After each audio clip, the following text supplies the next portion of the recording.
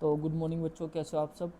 तो आज का जो हमारा टॉपिक रहेगा वो रहेगा ऑस्मोटिक प्रेशर। ठीक है जी, क्लास 12th ऑस्मोटिक प्रेशर। तो हम कोलिगेटिव प्रॉपर्टीज़ हमने स्टार्ट कर रखे हैं बेटा। और कोलिगेटिव प्रॉपर्टीज़ में हमने लास्ट वीडियो में फर्स्ट कोलिगेटिव प्रॉपर्टी करी थी relative lowering of vapour pressure. तो आज हमारी सेकंड कोलिगेटिव प्रॉपर्टी हम करने वाले हैं ऑस्मोटिक प्रेशर। ठीक है जी, ये हमारा इस चैप्टर का सॉल्यूशन चैप्टर का पार्ट 6 रहने वाला है। तो मैं उम्मीद करूँगा कि इससे पहले आप सब पार्ट 1 से लेके पार्ट 5 तक की वीडियोस अच्छे से एक बार गो थ्रू हो जाएं, देन पार्ट 6 पे आए। ठीक है जी। तो चलिए स्टार्ट करते हैं ऑस्मोटिक प्रेशर। तो ऑस्मोटिक प्रेशर शुरू करने से पहले मैं बात करूँगा डिफ्यूज़न की। देखिए डिफ्यूज़न क्या होता है, आपने बहुत बार सुना होगा अपने आसपास कि भाई यहाँ पे गैसेस डिफ्यूज़ हो गई हैं, दो लिक्विड्स का डिफ्यूज़ हो गया है।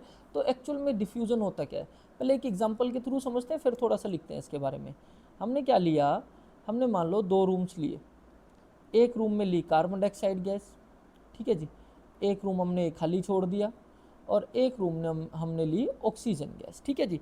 और अब इस रूम में कार्बन डाइऑक्साइड गैस है, इस रूम में ऑक्सीजन गैस है। ठीक है जी, बंद है दोनों की दो गैसेज अपने अपने रूम में। अब मैं क्या करता हूँ, इसमें एक विंडो क्रिएट करता हूँ, इसमें एक विंडो बना देते हैं। ठीक है जी, यह छोटा सा होल बना देते हैं। अब यहाँ से इस होल के थ्रू निकलेगी कार्बन डाइऑक्साइड गैस, इस होल के थ्रू निकलेगी यहाँ पे ऑक्सीजन गैस।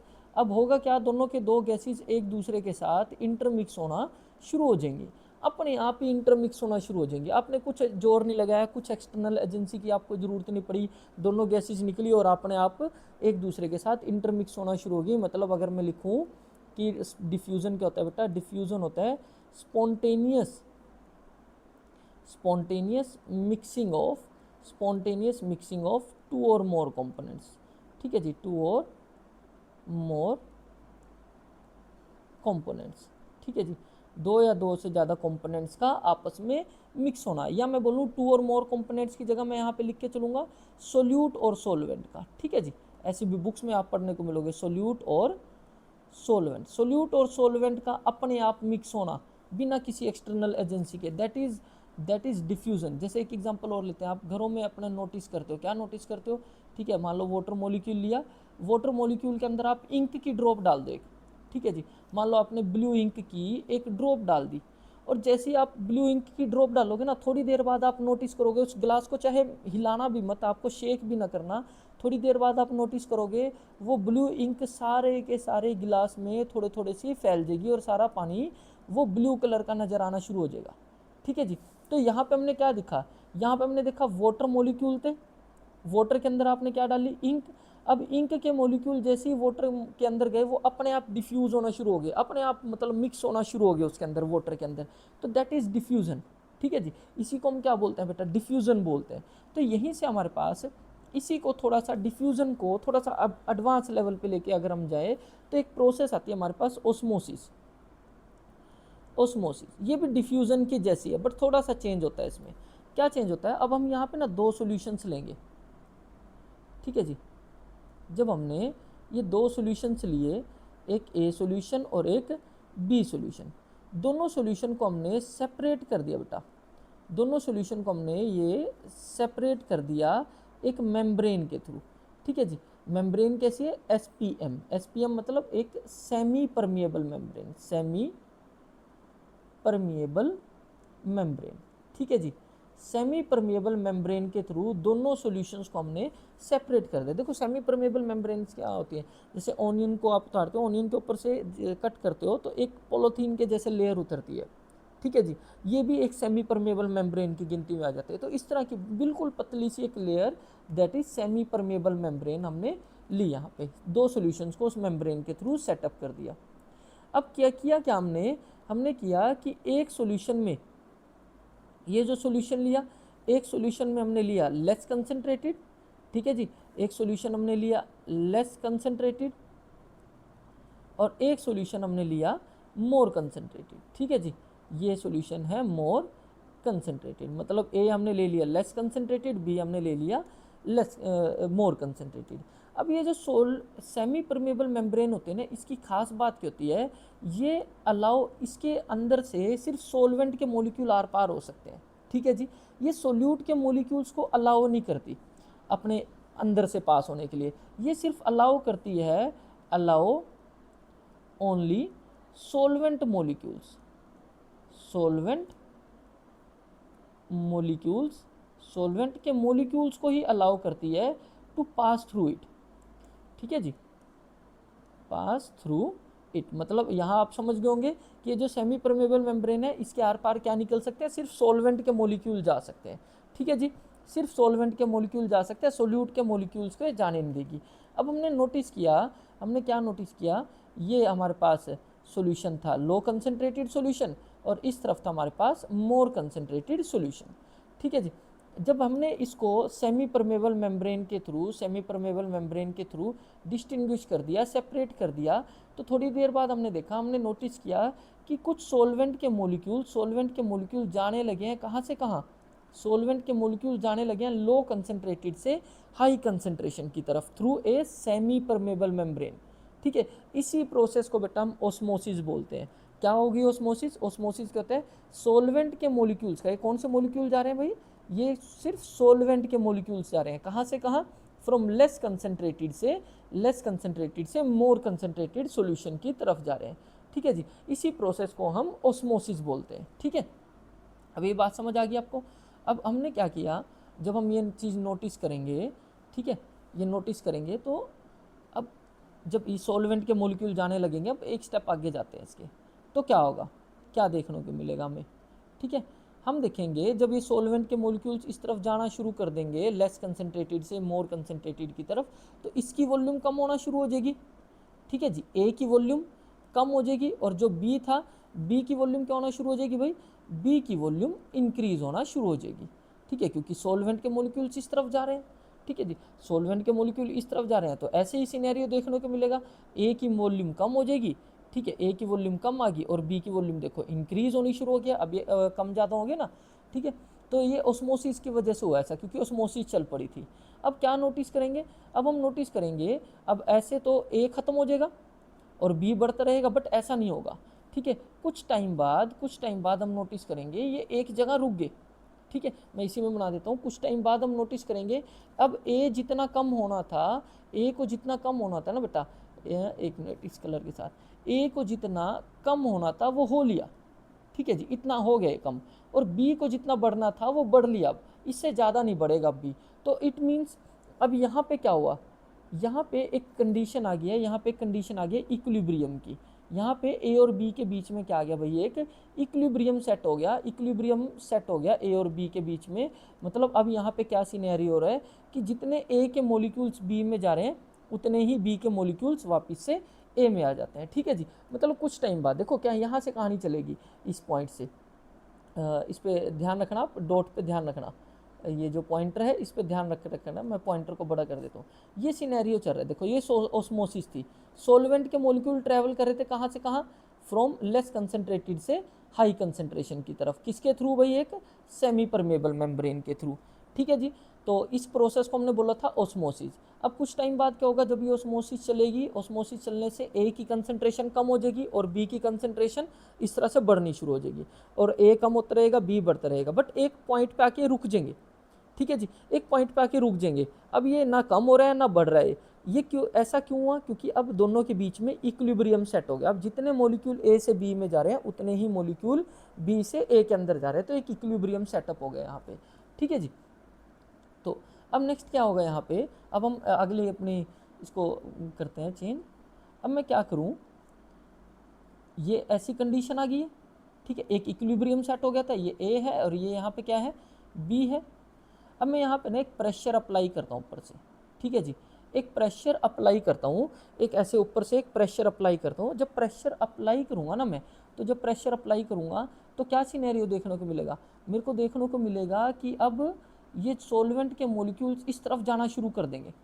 ठीक है, उल्टा हो जाएगा, मतलब सॉल्वेंट के मॉलिक्यूल कहाँ से कहाँ जाना शुरू कर देंगे, हाई कंसंट्रेशन से किस तरफ, लो कंसंट्रेशन की तरफ। मतलब अब जब मैंने प्रेशर लगाया, प्रेशर इस तरफ प्रेशर लगाया, तो प्रेशर जब लगाऊंगा तो सॉल्वेंट के मॉलिक्यूल्स अब हाई से कहाँ जाना शुरू कर गए, लो की तरफ जाना शुरू कर गए। तो ये जो प्रोसेस हुई, ये प्रोसेस क्या हुई भाई, रिवर्स ऑस्मोसिस, रिवर्स ऑस्मोसिस। ठीक है जी, इस प्रोसेस, ये जो प्रोसेस हुई ये कैसी हुई, रिवर्स ऑस्मोसिस। रिवर्स ऑस्मोसिस में क्या देख रहे हैं हम, ऐसी कंडीशन आ गई थी, हमने इस पर हाई वाले की तरफ प्रेशर लगाया, जब हमने प्रेशर लगाया तो इस तरह से ये दबेगा और ये ऊपर की तरफ बढ़ेगा, तो मॉलिक्यूल उल्टा जाना शुरू कर गया। अब कहाँ से कहाँ जाना शुरू कर दिया मॉलिक्यूल्स ने, हाई कंसंट्रेशन से लो कंसंट्रेशन की तरफ मॉलिक्यूल्स ने ट्रैवल करना शुरू कर दिया। ठीक है जी। अब क्या होगा जब हम ऐसा कुछ करेंगे, जब हम ऐसा करेंगे रिवर्स ऑस्मोसिस के लिए हमने प्रेशर लगाया, तो एक टाइम ऐसा आएगा, एक टाइम कैसा आएगा, रिवर्स ऑस्मोसिस इन दोनों को बराबर कर दिया। जब देखो मैं जब इसके प्रेशर लगाऊंगा तो क्या होगा, प्रेशर लगाने से नीचे बैठेगा और ये ऊपर उठता रहेगा, एक टाइम कैसा आएगा, दोनों दोबारा से क्या हो जाएंगे, इक्वल हो जाएंगे।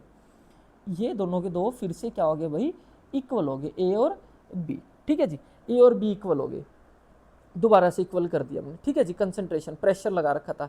अब जैसे ही ये प्रेशर लगा रखा है मैंने, जैसे ही मैं प्रेशर हटाऊंगा, ये प्रेशर हटाऊंगा, फिर से क्या चल जाएगी बेटा, ऑस्मोसिस चल जाएगी।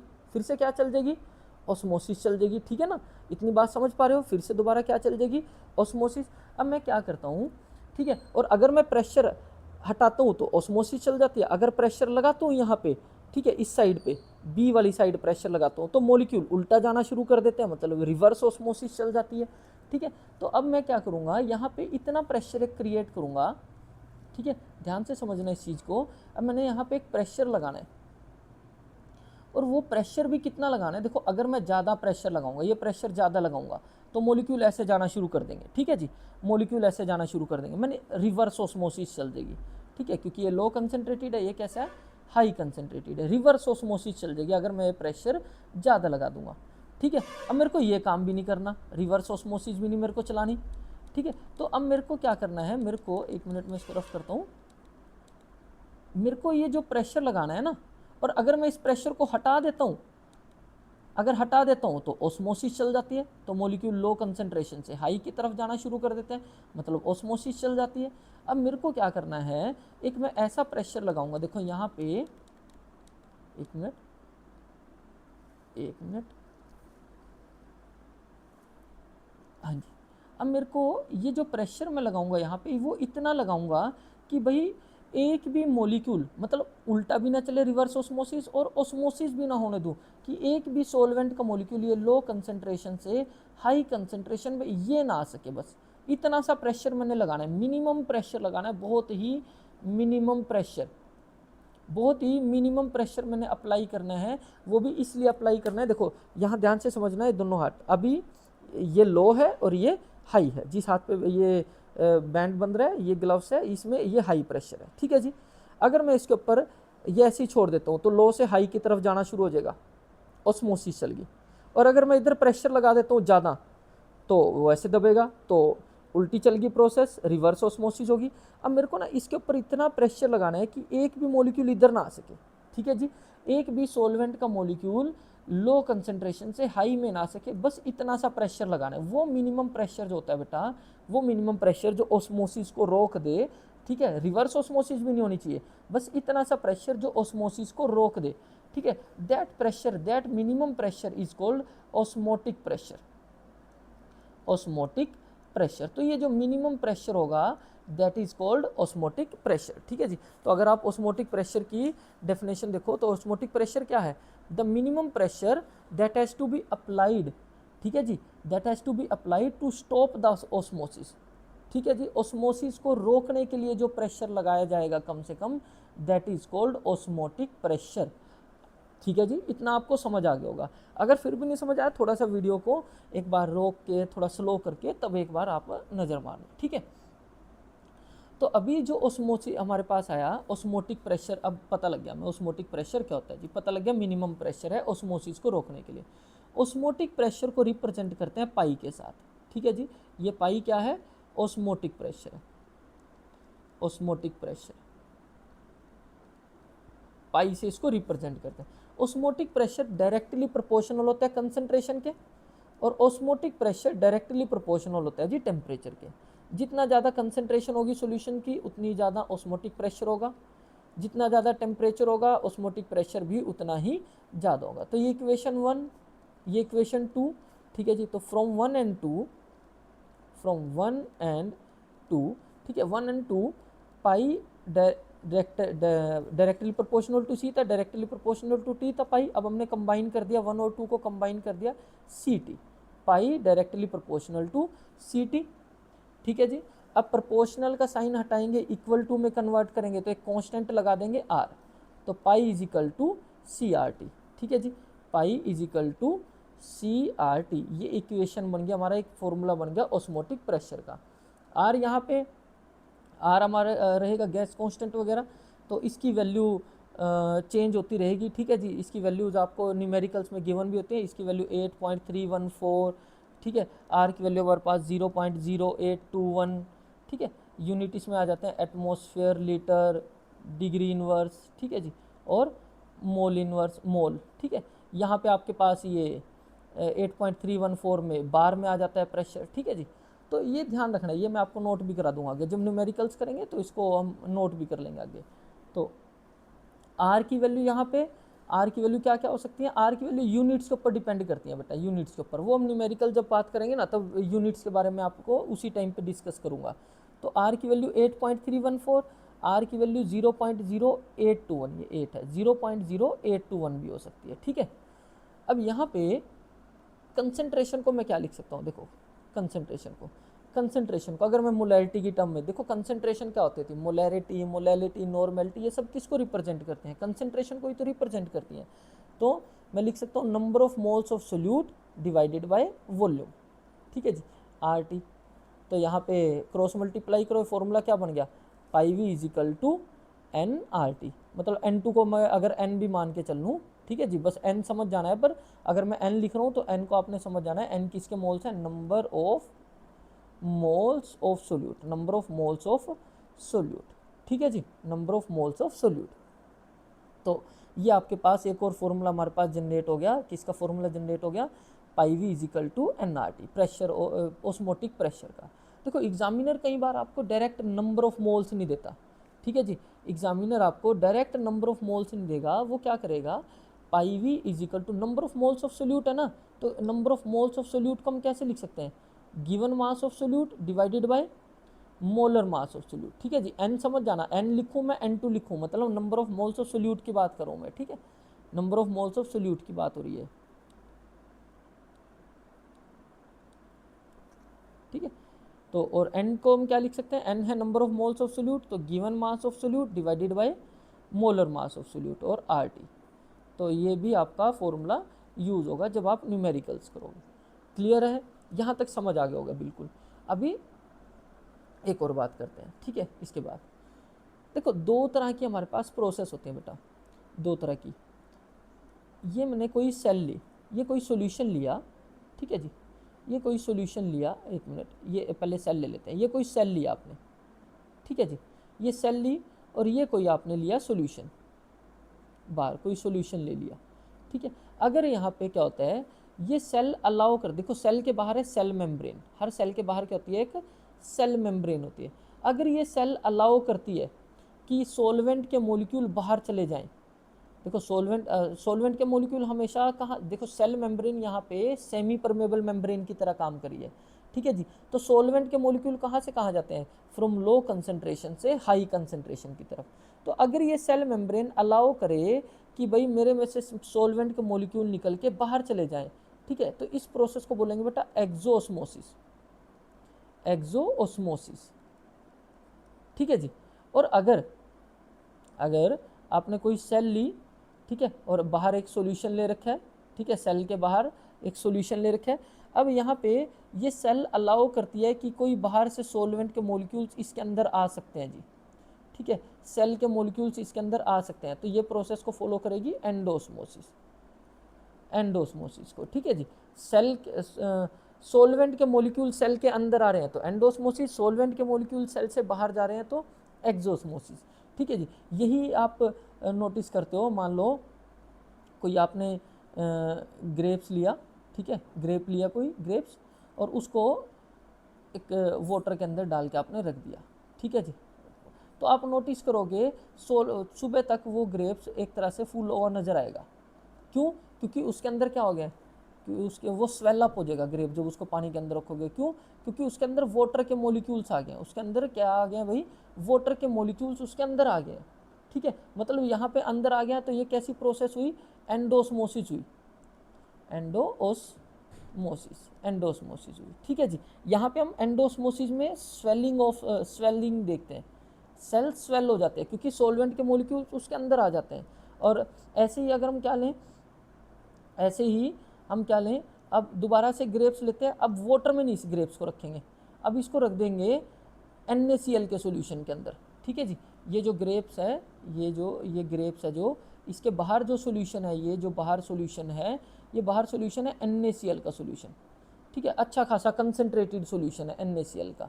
तो अब NaCl के जब सॉल्यूशन में रखेंगे इसको, तो अब यहाँ पे कुछ ऐसा हुआ, मान लो कि ग्रेप्स में से सॉल्वेंट के मॉलिक्यूल बाहर जाने लग गए। ठीक है जी, बाहर जाने लग गए, मतलब सेल मेम्ब्रेन, ग्रेप की जो सेल मेम्ब्रेन है वो अलाउ कर रही है सॉल्वेंट के मॉलिक्यूल्स को बाहर निकलने के लिए कि तुम बाहर निकल सकते हो। तो ये कौन सी प्रोसेस हो रही है? बाहर निकलने वाली एक्सोस्मोसिस।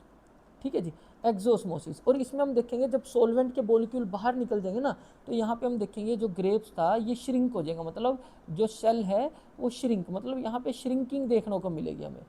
तो एंडोस्मोसिस में हमें स्वेलिंग देखने को मिलती है और एक्सोस्मोसिस में हमें श्रिंकिंग देखने को मिलती है, क्योंकि एक्सोस्मोसिस में बाहर निकल जाते हैं मॉलिक्यूल सॉल्वेंट के। ठीक है जी। और यहाँ पे एक और कंसेप्ट रहता है छोटा सा। ठीक है, दो सॉल्यूशंस हैं, एक A सॉल्यूशन है, ठीक है जी, और एक हमारे पास है B सॉल्यूशन। अगर मैं मान लो A का ऑस्मोटिक प्रेशर पाई 1 है और B का ऑस्मोटिक प्रेशर पाई 2 है, अगर इन दोनों का ऑस्मोटिक प्रेशर इक्वल आ जाता है किसी तरह, ठीक है, अगर A का ऑस्मोटिक प्रेशर और B का ऑस्मोटिक प्रेशर इक्वल हो जाते हैं तो इन सॉल्यूशंस को बोलेंगे बेटा आइसोटोनिक सॉल्यूशन। Isotonic solution. ठीक है जी, ये न्यूमेरिकल्स में आपके पास यूज़ होगा आइसोटोनिक वर्ड, ध्यान रखना। तो आइसोटोनिक से हमें हिंट मिलता है, क्या हिंट मिलेगा? कि दोनों का ऑस्मोटिक प्रेशर इक्वल है। ठीक है, उनको हम आइसोटोनिक बोलते हैं। और अगर बाई चांस ऐसा कुछ केस हो, मान लो दो सॉल्यूशन है, A है B है, इसका ऑस्मोटिक प्रेशर पाई 1 है, इसका ऑस्मोटिक प्रेशर पाई 2 है, और A का ऑस्मोटिक प्रेशर ज़्यादा है, तो जिसका ऑस्मोटिक प्रेशर ज़्यादा होता है ना उसको बोलते हैं हाइपरटोनिक, इसको बोलेंगे हाइपरटोनिक सॉल्यूशन। ठीक है, और जिसका ऑस्मोटिक प्रेशर कम है उसको बोलेंगे हाइपोटोनिक, हाइपोटोनिक सॉल्यूशन बोलेंगे इसको। क्लियर बात ये? ठीक है, हाइपरटोनिक और हाइपोटोनिक। तो आपको ये समझ आ गया होगा ऑस्मोटिक प्रेशर क्या है। ठीक है, तो एक न्यूमेरिकल कर लेते हैं जल्दी से इसके साथ का। हाँ जी, तो न्यूमेरिकल क्या बोलते हैं, देखो ध्यान से आप समझेंगे इसको न्यूमेरिकल को। एक मिनट। हाँ जी, देखो ध्यान से क्या कह रहा है वो, कैलकुलेट करना है बेटा ऑस्मोटिक प्रेशर। ठीक है जी, जब भी न्यूमेरिकल साइड लिखते जाओ क्या क्या करना है भाई, तो पाई हमें कैलकुलेट करना है जी, पता नहीं है पाई एट 273 केल्विन, मतलब टेम्परेचर दे रखा है 273 केल्विन। ठीक है जी, और 5% सोल्यूशन, और क्या दे रखा है साथ में 5% सोल्यूशन दे रखा है जी, 5% सोल्यूशन। ठीक है, यूरिया का, ऑफ यूरिया, मतलब यूरिया एज ए सोल्यूट होगा। ठीक है, और साथ में 60 दे रखा है मोलिकुलर मास यूरिया का, और आर की वैल्यू हमें गिवन है। तो हमें निकालना है पाई। अब देखो पाई का फॉर्मूला था हमारे पास, pi V is equal to NRT। ठीक है, pi V is equal to NRT। तो कुछ तो वैल्यू चाहिए होंगे हमें, तो टेम्परेचर पता है, चलो आर दे रखे हमें, आर पता है। ठीक है, पाई हमें निकालना है, ना हमें वी पता है, ना हमें क्या पता है, एन पता है। ठीक है जी, नंबर ऑफ मोल्स पता है, ये भी नहीं पता हमें। Number of moles of solute कैसे निकलेंगे? Given mass of solute bye molar mass of solute. अब हमें देखो पता तो कुछ भी नहीं है इसमें, और निकालना हमें पाई है। हमें सिर्फ हमें टेम्परेचर पता है, आर पता है, बस ये दो वैल्यूज़ पता है। ना इस टाइम पे हमें वॉल्यूम पता है, ना इस टाइम पे हमें गिवन मास ऑफ सोल्यूट पता है, ना इस टाइम पे हमें, हाँ मोलर मास जरूर पता है, 60 ग्राम है दे रखा है। तो अगर हमें पाई निकालना है तो वॉल्यूम भी चाहिए होगा और गिवन मास ऑफ सोल्यूट भी। तो इसके लिए क्या करेंगे, देखो लास्ट वीडियो में भी हमने इसको डी कोड करना सीखा था। 5% एक्वा सोल्यूशन का क्या मतलब बेटा, 5% एक्वा सोल्यूशन का मतलब है 5 ग्राम of solute, 5 gram of solute dissolve in 100 gram solution, 100 gram solution. 5 gram of solute dissolve in 100 gram of solution. Solute कौन है यहाँ पे? यूरिया। ठीक है जी, सोल्यूट कौन है यहाँ पे? यूरिया सोल्यूट है। तो 5% सोल्यूशन का क्या मतलब हुआ? 5% सोल्यूशन का मतलब हुआ यहाँ पे कि 5 ग्राम सोल्यूट डिजोल्व कर रखा है 100 ग्राम सोल्यूशन। अगर यहाँ पे आ जाता 10% सोल्यूशन है यूरिया का, तो क्या लिखते? 10 gram of solute dissolve in 100 gram of solution. अगर आ जाता 70% सोल्यूशन, तो क्या लिखते? 70 gram solute dissolve in 100 gram solution. समझ आ गई इतनी बात? ठीक है, तो यानी 5 ग्राम सोल्यूट, 5 ग्राम सोल्यूट ये पता लग गया, गिवन मास ऑफ सोल्यूट पता लग गया, मतलब गिवन मास ऑफ सोल्यूट कितना आ गया? 5 ग्राम। और मोलिकुलर मास ये दे ही रखा था, मोलिकुलर मास यूरिया का, यूरिया सोल्यूट है ना, तो इसका मोलिकुलर मास दे रखा था 60 ग्राम। तो गिवन मास ऑफ सोल्यूट हमारे पास 60 ग्राम। और सॉल्यूशन का मास कितना है बेटा? सॉल्यूशन का मास है 100 ग्राम। सॉल्यूशन का मास कितना है? 100 ग्राम। ठीक है, बट हमें तो वॉल्यूम चाहिए सॉल्यूशन की, V मतलब वॉल्यूम ऑफ सॉल्यूशन। ठीक है, हमें ग्राम में तो चाहिए नहीं, तो हम अपने पास से थोड़ा सा मान लेते हैं कि 100 ग्राम का अप्रोक्सीमेट, 100 ग्राम किसके अप्रोक्सीमेट होगा? 100 ml के।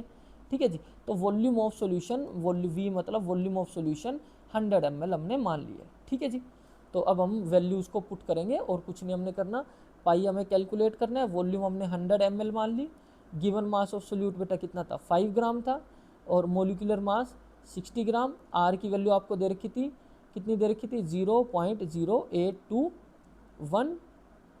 हाँ, अब देखो आर हमने लीटर में, आर हमारे पास किस में? लीटर में, तो वॉल्यूम को भी आपको किस में कन्वर्ट करना पड़ेगा? लीटर में। तो V इज इक्वल टू 100/1000। ठीक है जी, तो ये 2 0 से 2 0 कट गई, मतलब 1/10 ml। ठीक है जी, 1/10 लीटर, या 0.1 लीटर। तो इसको मैं रफ करके लिख देता हूँ, जो 100 ml रखा है। ये भी आपने छोटी छोटी बातों का ध्यान रखना है। ठीक है, तो आर के जो यूनिट है वही बाकियों के यूनिट रखने हैं। अब जो ऑस्मोटिक प्रेशर आएगा वो पाई में आएगा। ठीक है जी, और जो टेम्परेचर है डिग्री में और मोल। ठीक है जी, तो टेम्परेचर कितना था हमारे पास? टेम्परेचर को आप केल्विन में भी रख सकते हो, तो यहाँ कोई समस्या नहीं है केल्विन में भी। तो टेम्परेचर आपका आ गया 273 केल्विन, और आर की वैल्यू हमने पुट कर दी है। तो जैसे ही आप इनको सोल्व करोगे, इनको सोल्व करने से, ठीक है, ये जो पाई है मैं कैलकुलेशन देख के लिख देता हूँ, आप ये ट्राई करना।